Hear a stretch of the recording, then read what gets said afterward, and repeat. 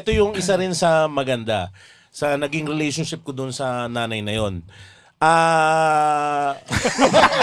Pag teenager, mas importante at mas malakas talaga yung boses ng mga kaibigan natin. Ang isa sa nakita kong strategy is kaibiganin yung isang classmate niya. Teacher! Bakit po may tatay?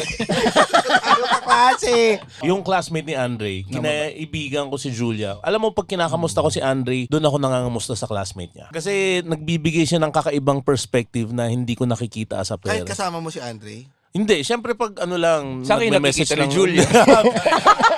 Ano yung mga perspective ni Julia na Si Andre daw matalino siya.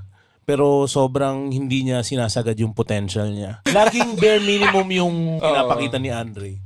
Nakita ko yung sarili ko sa anak ko. so laging bare minimum ang binibigay mo dito sa Cool Pals? Hindi lang. No. Paano mo na-meet si Julia? Sinundan mo pa uwi? Ako nga pala tatay ni Andre. Kinaibigan ko yung nanay.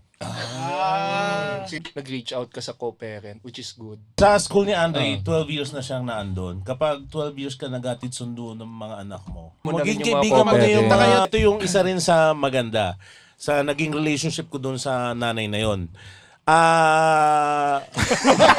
Sige.